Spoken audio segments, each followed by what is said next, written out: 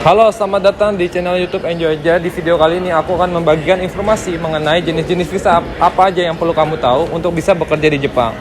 Dan karena memang jenis visanya ini beragam dan masing-masing jenisnya itu memiliki fungsi dan manfaat yang beragam juga. Jadi silakan simak habis video yang dipersembahkan oleh channel YouTube Enjoy Aja. Selamat menonton dan enjoy. Yo, selamat datang di channel YouTube Enjoy Aja. Di channel ini kalian akan disuguhi oleh konten-konten yang informatif dan juga harapannya semoga menghibur. Gue berharap bisa menjadi konten edu creator yang bukan hanya ngebagiin konten-konten yang bisa menghibur aja, tapi juga punya nilai edukasi. Jadi kedepannya orang-orang yang menikmati konten-konten gue bukan hanya terhibur, tapi juga bisa merasakan manfaatnya dan dampaknya secara langsung. Tentunya bisa diakses oleh siapa aja, di mana saja, dan dengan percuma atau gratis. Jadi selamat menikmati, enjoy!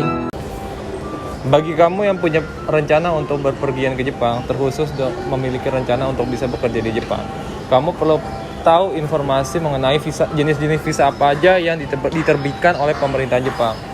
Dan yang perlu kamu tahu di sini adalah tidak semua jenis visa seperti visa wisata itu diperbolehkan untuk mendapatkan izin untuk bekerja paruh atau penuh waktu. Jadi semisal kamu tidak memiliki visa-visa jenis yang aku bakal sebutin ini, tapi kamu bekerja di Jepang, bisa jadi hal yang kamu lakukan itu adalah hal yang ilegal dan bisa dipidanakan dengan hukum yang berlaku. Jadi kamu hati-hati ya. Baik, langsung aja. Yang pertama ini adalah visa yang bernama visa Tokutegi no atau visa keahlian khusus. Jadi visa ini akan memperbolehkan kamu untuk bisa bekerja di Jepang dengan mendapatkan upah yang setara dengan orang asli Jepang itu sendiri atau yang memiliki status kewarganegaraan Jepang itu sendiri. Dan juga untuk visa jenis ini, visa keahlian khusus ini itu dibagi menjadi dua jenis lagi. Ada yang jenis tipe pertama dan jenis tipe kedua. Dan untuk yang jenis tipe pertama itu kamu akan diperbolehkan untuk bekerja di Jepang selama 5 tahun dengan kesempatan untuk memperbarui visa jenis ini dengan batas tertentu. Tapi untuk visa jenis ini kamu tidak diperbolehkan untuk membawa anggota keluarga selama bekerja di Jepang. Dan untuk yang visa jenis kedua, visa keahlian atau visa Tokutegi no jenis kedua, kamu akan diperbolehkan untuk bekerja di Jepang selama 5 tahun dan bisa diperbarui dengan batas yang tidak terbatas, jadi nggak terbatas, bisa diperbarui terus-menerus. Selain itu, kamu juga diberikan izin untuk bisa membawa anggota keluarga kamu untuk bisa bekerja di Jepang. Kalau boleh dibilang, visa jenis keahlian khusus ini atau visa Tokutegi no ini itu adalah visa untuk kamu yang memang freelancer. Jadi orang yang memang berminat atau ingin bekerja sebagai freelancer dengan status yang bukan status sebagai pegawai asli atau bisa dibilang pegawai kontrak dan diperbarui terus-menerus, itu kamu harus memiliki visa jenis ini. Kayak gitu. Baik, selanjutnya adalah visa jenis kedua. Tapi sebelum bahas itu, aku mau ngasih detail lebih untuk visa Tokutegi no. Jadi awal mula kenapa visa Tokutegi no ini diterbitkan itu baru tahun 2019. Jadi ini visanya jenis baru yang baru banget diterbitin sama pemerintah Jepang dengan alasan pemerintah Jepang menyadari dan mendapat keluhan memang kondisinya di Jepang itu sendiri kan sedang mengalami kekurangan tenaga kerja. Sebelum adanya visa jenis ini, pemerintah Jepang juga sudah membuka program magang yang memperbolehkan warga non-Jepang atau warga asing untuk bisa magang dan bekerja dengan melakukan pekerjaan yang walaupun dibilang magang, pekerjaan yang dilakukan itu sendiri itu adalah pekerjaan yang walaupun magang, dibilang magang, pekerjaan dilakukan itu sama hampir pekerjaan-pekerjaan yang dilakukan oleh pegawai asli, jadi sama dengan gaji yang lebih sedikit kalau bisa dibilang. Tapi karena memang walaupun udah dibuka program magang, Jepang itu sendiri masih mengalami kekurangan tenaga kerja. Oleh karena itu, salah satu yang membuat alasan visa ini terbit ya tadi salah satunya adalah itu. Dan yang kedua, dan karena itu akhirnya visa Tokutegi ini terbit. Meskipun begitu, ada belakangan ini ada isu bahwa visa Tokutegino itu sendiri ingin dihapuskan karena memang belakangan itu setelah visa ini diterbitkan oleh pemerintah Jepang, ada beberapa banyak kejadian yang tidak diinginkan. Salah satunya adalah pekerjaan-pekerjaan yang tidak sesuai perjanjian atau banyak perusahaan-perusahaan yang melanggar aturan-aturan yang sudah ditetapkan oleh pemerintah Jepang. Oleh karena itu, pemerintah Jepang itu sendiri ingin mempertimbangkan kembali dilanjut atau tidaknya visa jenis ini. Entah itu nanti diperbaiki atau dihapus sama sekali. Seperti itu. Baik, selanjutnya adalah visa jenis kedua. Visa jenis kedua ini adalah visa yang diperuntukkan untuk orang-orang atau warga non-Jepang yang bekerja di perusahaan yang ada di Jepang dengan status pegawai tetap.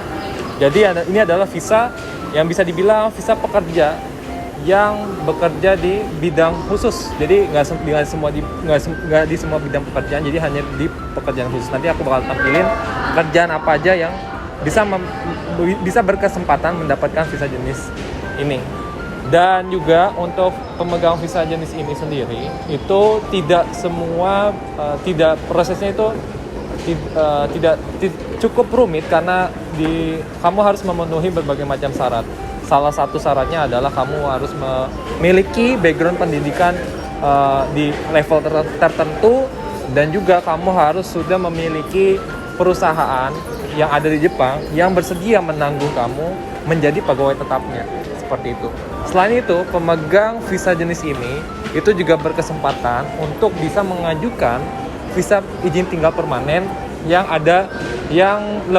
tingkatnya lebih tinggi dan juga lebih menguntungkan sih, dengan syarat-syarat tertentu. Nanti kita bakal bahas. Dan selain itu, tentunya kamu yang memiliki atau memegang visa ini, kamu diperbolehkan untuk tinggal dan bekerja di Jepang selama 5 tahun, dan setelah visa ini habis kamu bisa memperbarui ini tanpa batas. Tentunya kamu juga diperbolehkan untuk membawa anggota keluarga kamu untuk ikut kamu ke Jepang, kayak gitu. Dan yang selanjutnya adalah visa pasangan atau visa spouse. Jadi visa buat kamu yang menikah dengan warga Jepang atau menikah dengan orang yang bekerja di Jepang dan tinggal di Jepang, itu kamu berkesempatan untuk bisa mendapatkan visa pasangan ini. Visa ini apa sih? Visa ini adalah visa yang nantinya keuntungannya sih itu bisa memperbolehkan kamu selama tinggal di Jepang. Selain memperbolehkan kamu tinggal di Jepang, kamu juga berkesempatan atau mendapatkan izin untuk bekerja paruh atau penuh waktu selama tinggal di Jepang, tergantung dengan kondisi dan syarat yang berlaku. Dan juga visa jenis ini itu perlu diperbarui selama 3 tahun. Jadi kadaluarsa 3 tahun dan perlu diperbarui selama 3 tahun tanpa batas. Selain itu juga visa bagi kamu yang memegang visa pasangan ini, kamu memiliki kesempatan juga untuk mengajukan visa permanen, visa izin tinggal permanen kayak gitu. Dan yang terakhir adalah visa izin tinggal permanen atau permanent residential visa. Ya, visa jenis ini adalah visa yang bisa dibilang tingkatnya paling tinggi di Jepang. Jadi para pemegang visa ini bisa dikatakan itu memiliki status yang hampir sama dengan orang yang berkewarganegaraan Jepang. Kayak gitu. Apa aja sih keuntungannya? Salah satu yang paling mencolok adalah kamu tidak perlu memperbarui visa selama kamu tinggal di Jepang, karena memang itu tanpa izin tinggalnya itu tanpa batas. Dan kamu juga diperbolehkan untuk membawa anggota keluarga, bahkan kamu juga diperbolehkan untuk membawa pembantu. Jadi kamu bisa mempekerjakan pembantu dengan syarat tertentu tentunya. Terus juga kamu juga bisa diperbolehkan atau diizinkan untuk bekerja di berbagai macam jenis bidang pekerjaan. Jadi tidak terbatas dibanding visa-visa yang lain yang terbatas di bidang-bidang tertentu aja. Kayak gitu.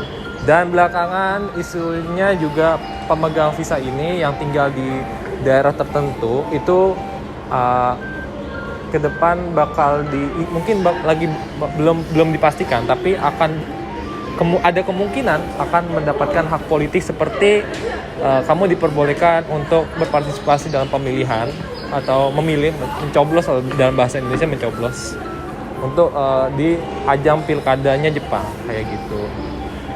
Jadi sekian berbagai macam jenis visa yang perlu kamu tahu untuk bisa bekerja di Jepang. Kira-kira dari seluruh visa yang udah aku jelasin, kira-kira kamu mau bekerja dan datang ke Jepang dengan visa yang mana nih? Silakan kasih tahu aku di komen. Dan buat kamu yang masih punya pertanyaan atau mungkin dari informasi yang aku sampaikan ini ada beberapa hal yang miss atau salah, tolong hubungin aku atau silakan sampaikan di kolom komentar. Sampai jumpa di video selanjutnya. Semoga video yang aku berikan ini bermanfaat. Jangan lupa berikan saran kritiknya supaya aku bisa membuat video yang lebih baik lagi dari segi kualitas teknis ataupun dari segi kontennya. Terima kasih. Selamat belajar, selamat menikmati proses dan berkembang. Selamat menikmati video dari channel YouTube Enjoy aja. Salam enjoy. Sampai jumpa di video selanjutnya. Terima kasih.